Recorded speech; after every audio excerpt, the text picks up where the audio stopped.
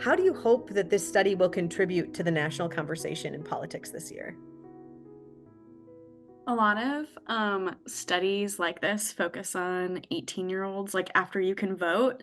And I Mhm. think one of the really unique things about what we're doing is that we're also interviewing 13 and 14 and all the way up from 13 to 25.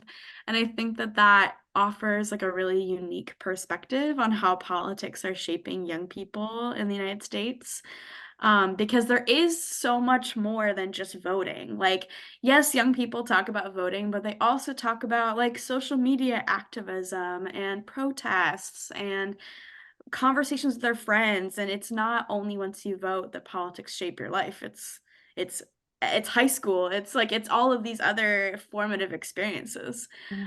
And a lot of them figure out what they value most politically during those like high school and early college years. And so getting to see them at different stages in that journey, I think is really unique. And I'm excited to have that contribute to how we understand adolescence and early adulthood and how it is in conversation with politics in America. For sure. Yeah.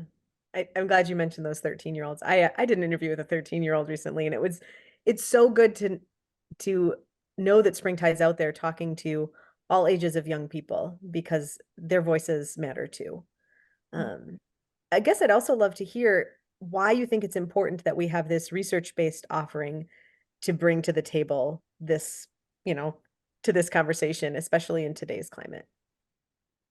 Well, that's a good question, Carrie. I think during a presidential election year, there are a lot of folks trying to understand and sometimes even to predict how things in the political sphere will turn out. And with young people especially, I had mentioned this earlier, but I think there can be a lot of assumptions that are made about what young people hope, what they fear, and what they're going to do about that.